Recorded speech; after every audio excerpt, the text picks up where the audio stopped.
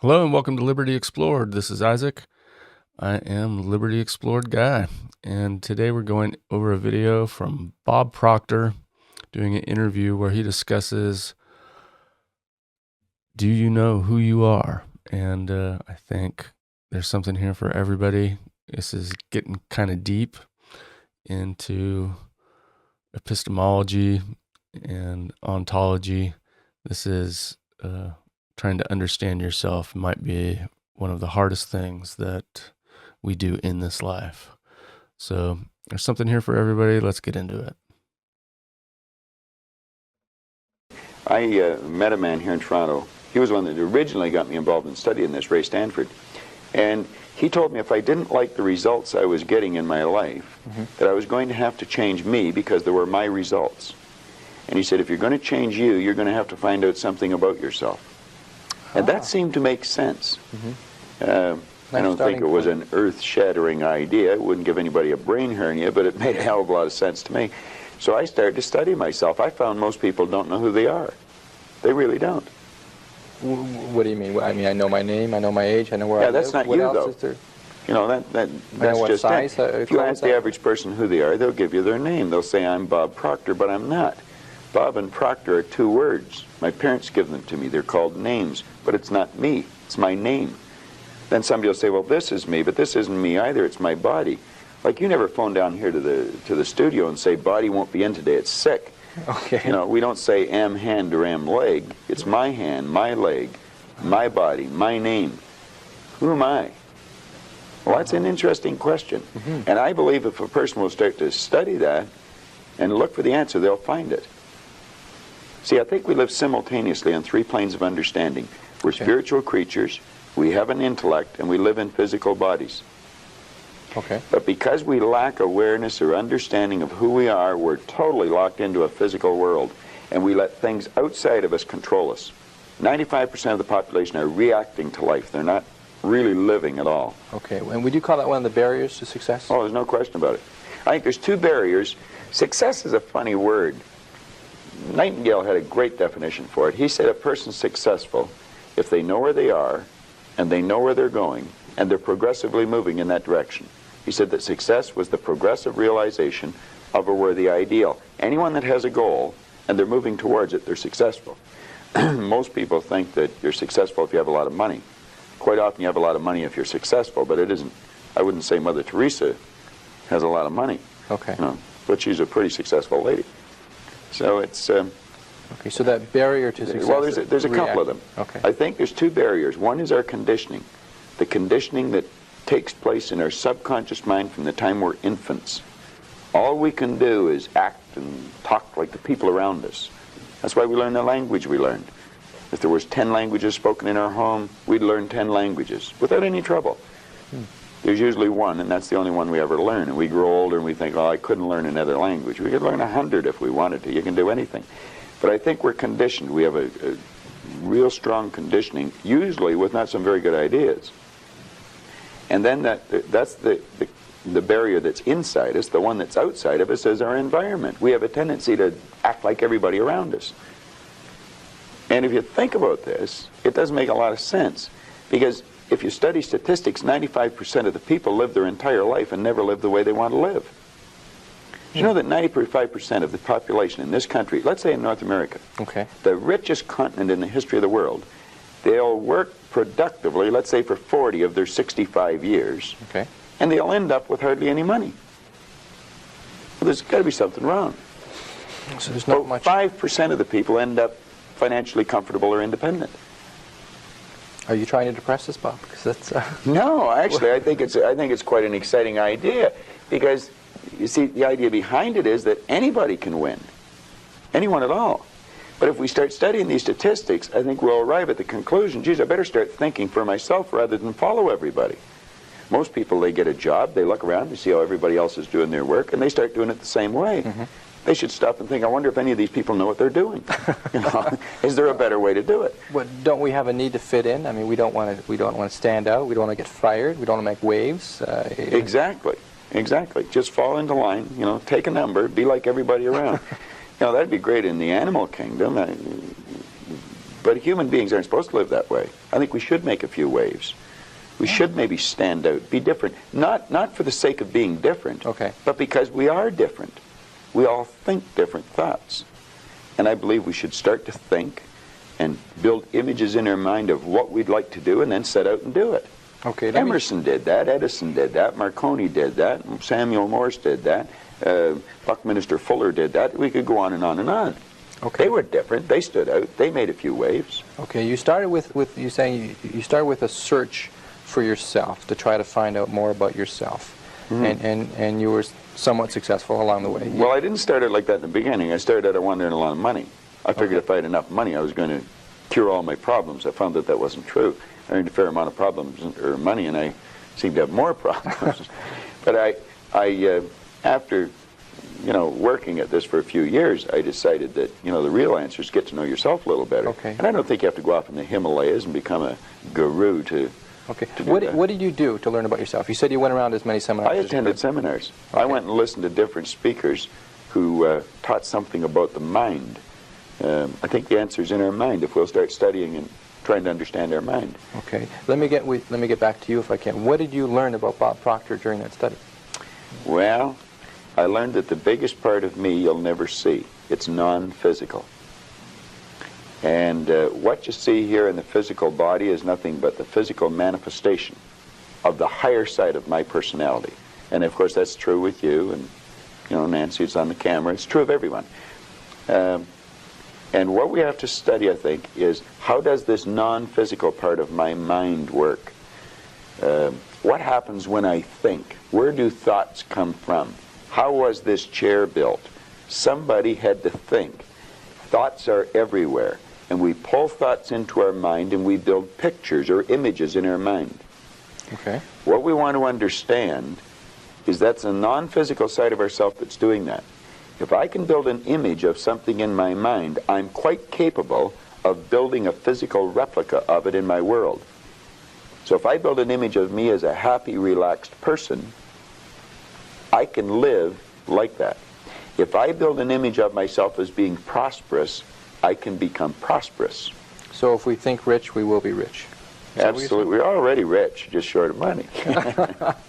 Okay, those of us that like to acquire more money Yeah. and or happiness or whatever we see success, those of us that want to reach the goals that we've set for ourselves, we do it first by... Well, the first thing you do is sit down and decide what you want. If it's money you want, how much money? Lots of money. Well, nobody knows how much lots is. Okay. So you've got to be specific. Okay. You write down on a card exactly what you want. And you carry that card around and read it often. Now, this is what I learned in this book, Think and Grow Rich, and it's what I teach in the seminars. I'll teach people how to set goals. But you decide exactly what you want. And then you start to think. Now, you're going to have thoughts come to your mind of why you can't get it. Mm-hmm. You have the ability in your conscious mind to reject that idea, kick it out of your mind. Thinking of why you can't do something is never going to do you any good. And keep thinking until you start to think of thoughts of how you can do it. And the way will be shown to you. It comes in the form of images in our mind. Think of how you can and not why you can't. Okay. So our first step is to set That's the some first goals step. and think about how we can go about reaching those goals. Exactly. And just think of how you can. Now, I would say before you get into that, you should get a good book and start to study it. Select a person who is already doing something that you'd like to do. Get to know that person. Mm-hmm. Go to the experts for advice. Don't ask the person next door, your mother, father, brother, or the guy that works beside you, because they don't necessarily know. There's no point in asking a person how to earn a lot of money if they're only earning $10,000 a year. They don't know. If they knew, they'd probably be earning a lot. It's like, don't go to a sick doctor if you want to get healthy. Okay. So you find someone that you can go to for advice. Get a real good book and lock into that book and start to study it. Like, I've had this one that looks like a Bible, but this is Napoleon Hill's book, Think and Grow Rich. I've been reading this thing now for 23 years. I'll probably read it for another 23 years. I get another good book that I brought over here today. It's called The Power of Your Subconscious Mind. Now, I'm not getting a commission for selling this. The author's dead now. He's been gone for a couple of years. But Dr. Joseph Murphy wrote this book, The Power of Your Subconscious Mind. And that's probably one of the best books that you're ever going to find, because you're going to learn something about your mind when you read this book. Okay. Now, I read a lot of books. I've got probably 1,000 books sitting in my den at home in my library. But the one that I carry it everywhere I go, and I read it all the time, is Think and Grow Rich. I never stop reading it.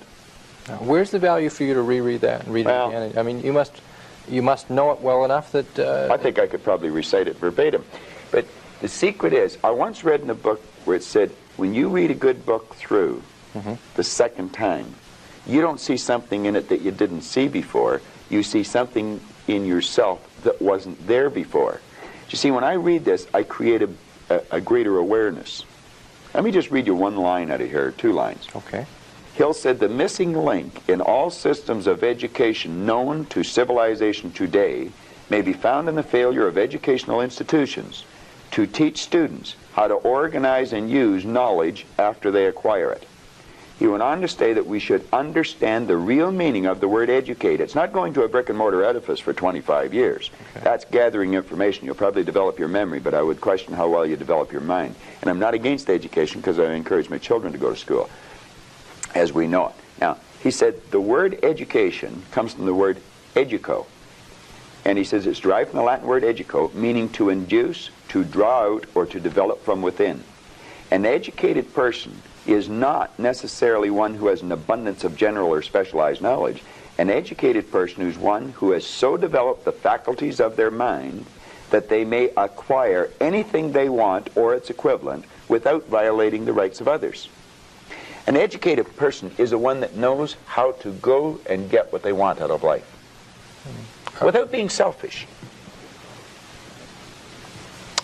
In sense, a researcher, somebody who knows what they're looking for and knows how to go about finding Well, I think we should forever be involved in research because learning is a lifelong process. You never stop learning.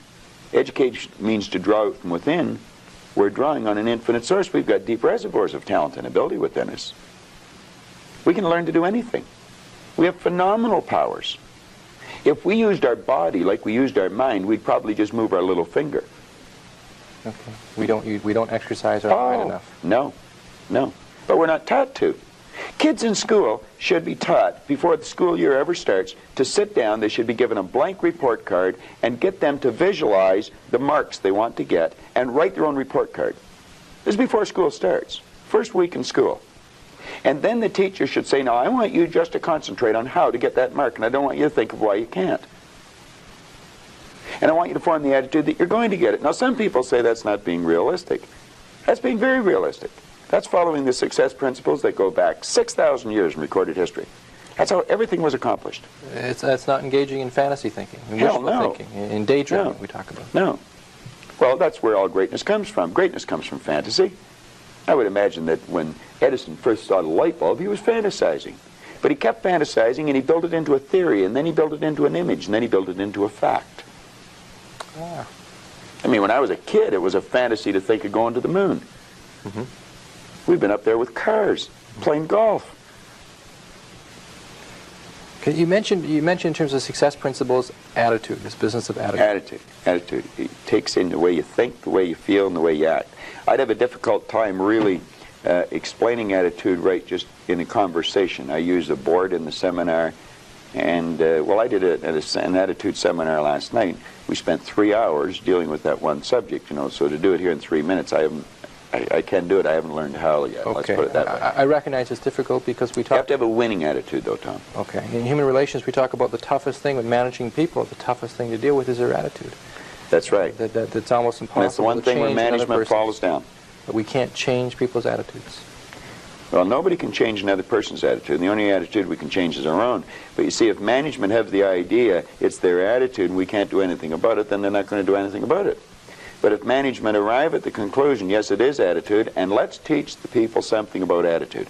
Let's teach them something about themselves. Let's make them realize that they're worth something, that they're valuable, that the greatest resource we've got.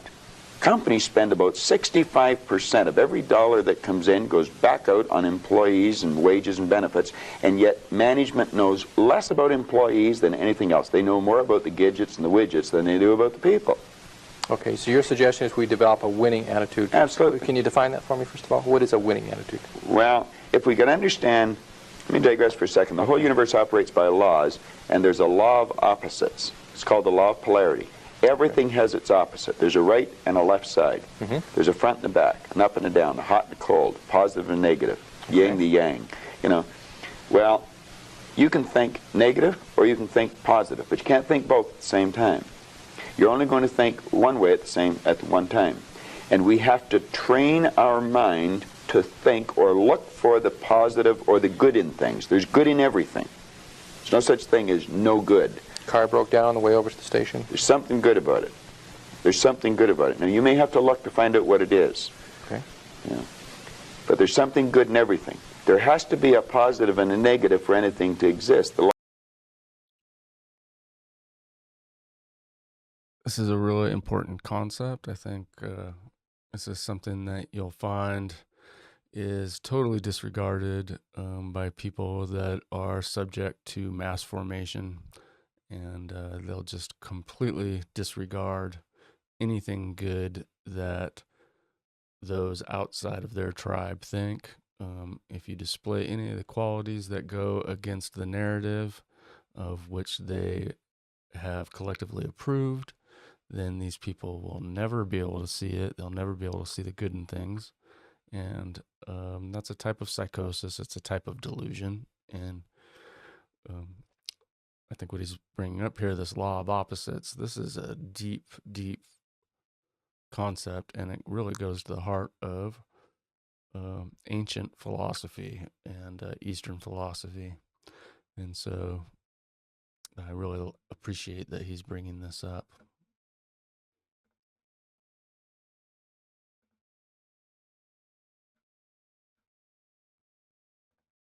There's a law of gender that decrees that. Science understands it. It's taught in science. Okay. Well, once we understand that there's this law of opposites, there's negative thoughts or positive thoughts. As the thought energy flows into our mind, we decide what we're going to think. A person's out of work. They can decide to think, I can't find a job, but they can decide to think, I can. If they're thinking, I'm going to find one, then they'll start attracting a train of thought to them, figuring out how to find it. You really have to understand how your conscious and your subconscious mind works in relation to your body or your physical world to understand attitude. Attitude should be taught as a subject in school ahead of reading, writing, arithmetic, or anything else. Because it's a person's attitude that's going to determine the marks they get. Okay, and maybe part of attitude or related to attitude is this business of self-image, which you talked about. Yeah. Well, that would, like we were talking about success principles, and I was saying you got to get the winning attitude, you've got to set a goal. Then you have to work on self-image. Now, when we think, we build images in our mind. Dr. Maxwell Maltz discovered the self-image concept as we know it today. In 1960, he was a plastic surgeon. And he realized he was operating on people. He may removed a nasty scar from their face. And he noticed sometimes when he removed the scar or maybe did a nose job on them or something, there was a great psychological change took place in the person. Where they may have been introverted, they started to become very gregarious and outgoing. And he postulated that there must be two images that we have, an exterior image, and we also have an inner self-image. And he started to study this, and he wrote a magnificent book on it called Psycho-Cybernetics. And psycho-cybernetics, psycho being the mind, cybernetics being the science of control and communication. And he goes into this, and he explains how every one of us has an image in our mind of ourself, and it's called a self-image. Too many people don't know much about themselves, and so they don't have a very good image of themselves. And you'll often notice that people will shy away from you. They won't look you in the eye. They'll look down or look up. They'll never try to do anything of any great consequence because they don't think they can. They have a poor self-image. Okay. Part of that is because through school we're told about what we don't do well. We failed here, we had low grades, or that we could only be part got of it. 60% Yeah. or whatever. Okay. Yeah. I think there's been a great disservice done with the IQ test in that respect when you're bringing out school. Binet, the Frenchman, back around the turn of the century, invented the IQ test, and then we brought it over from Stanford over here, and we'll test a person's intellect, and then we'll brand them good, bad, smart, not, and that's not true. We can change IQs by changing self-images. But yes, if we're told we're not very good, you're just like your dad, you're a bum, you're never going to do well, you didn't go to school, you can't win. Okay. Well, that's all false. We can do anything, and we should be encouraging a child. Give them a pat in the back rather than a kick. Okay, what can we do? Members of our viewing audience right now, most of us walk around with some degree of a self-image. Is that fair to say? We all have a self-image. Okay, would you say most of us have a negative self-image to some degree? Well, let's say we can all improve our self-image. Okay. I don't care how good your image is, you can improve it. Okay, how can we improve it? Something specific. How can we go about making our self-image more positive? Well, again, you're getting into a whole day seminar. If I could give you just a simple tip on it, if a person would sit down and let their body relax, totally relax, Okay. and then start to visualize in their mind, see themselves the way they want to see themselves. Which may take a good deal of thought, since we're not Well, sure you if that relax, person- yeah. I mean, in terms of how we want to see ourselves. Maybe we don't know how we want to. Relate it to something specific. Somebody we admire, maybe, or Possibly. somewhere we like to see ourselves down the road. Okay. Yeah, see how you'd like to live your life. See yourself living it that way. Okay. Now, understand that that's a picture in your mind. When you pick up a book, the book is nothing but a picture that an author has painted in words. Van Gogh, the great artist, was asked one time how he did such beautiful work. He said, I dream my painting, and then I paint my dream. They get the picture in the mind, and then paint it on the wall, or on the canvas. Well, if we would relax and build the image in our mind of how we'd like to see ourselves, how we'd like to see ourselves acting in life, relating to other people, our social life, see ourselves in the position we hold, or how we make our sales presentations if we happen to be in selling or something, and then take that picture and describe it, write it out in the present tense. I am so happy now that I see myself, and write it out. Now, a lot of people will laugh at this and say, that doesn't make any sense. It makes a lot of sense. They can't tell you why it doesn't. I could spend hours telling you why it does, and I could explain it in such detail that everyone would understand it.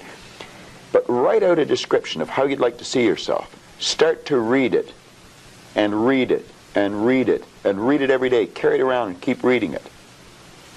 The one point that all the great teachers, all down through history, have all agreed on, they've been in complete unanimous agreement on it, we become what we think about. Now, it may be fantasy at first, it might even appear to us as being a lie. But if you read it often enough, you'll start to believe it. And when William James said, believe and your belief will create the fact, you will see the person's personality change. I watch people in the seminars' personality change right in front of my eyes.